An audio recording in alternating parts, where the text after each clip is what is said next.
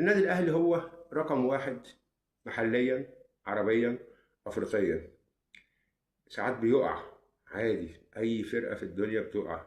الاهلي لو بيكسب بالحكام معلش يعني، بس السنه دي تعالى واحده واحده كده معايا للاخر.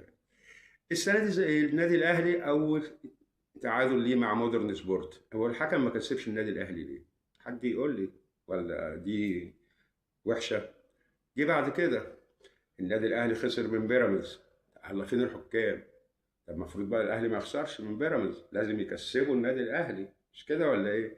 جه بعد كده تعادل مع المحله، برضه كاس الاهلي بيكسب بالحكام، طب ما هو متعادل مع المحله في المحله، الحكام ما كسبوهوش ليه؟ جه بعد كده تعادل مع انبي، نفس الكلام، نفس الاقوال المتكرره، اصل الاهلي نادي الدوله، اصل الاهلي بيكسب بالحكام. يا جماعه كل انديه مصر تابعه للدوله المصريه، خلينا نتكلم بصراحه. طب الاهلي ماتشنا معاهم اللي فات، هو الحكم جامل النادي الاهلي؟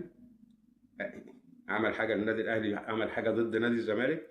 الاهلي كان كويس، كسب، زي ما الزمالك بيكون كويس بيكسب.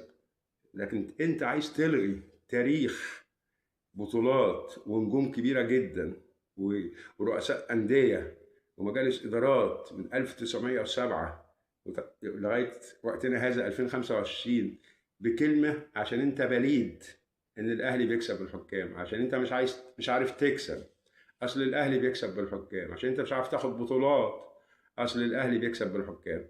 الكلام ده مهم جدا يا جماعه. اتمنى في نجوم كتير بتنتمي لنادي الزمالك برضه بتمشي ورا هذا الموضوع كتير جدا، وابسط كلمه يقولها اصل الحكم جاملهم. يا اخي تعالى ندور على اخطائنا، يا اخي تعالى نصلح من شأننا احنا كنادي الزمالك، احنا نشوف نعمل ايه، ازاي نساعد نادينا، ازاي نغير المفهوم الفكري الفاسد الخاطئ اللي هو الاهلي بيكسب بالحكام. هو انا عشان مش عارف اكسب واخد بطولات ارمي بلايا على النادي الاهلي؟ اصل الاهلي الاهلي الحكام بيتجاملوا بقى خلاص، 45 دوري عام، لا، ما الاهلي لا، الاهلي بيكسب ايه بالحكام؟ طب 12 دوري افريقيا، يا عم حكام برضك يا عم حماده، في ايه؟ طب دوري الابطال، طب كاس مصر، طب مش عارف بطوله عربيه، طب اشتراكه في كاس العالم.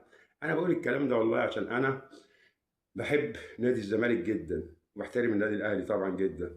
عايزين نغير النظره دي، احنا اقرب المنافسين للنادي الاهلي. زمان احنا كنا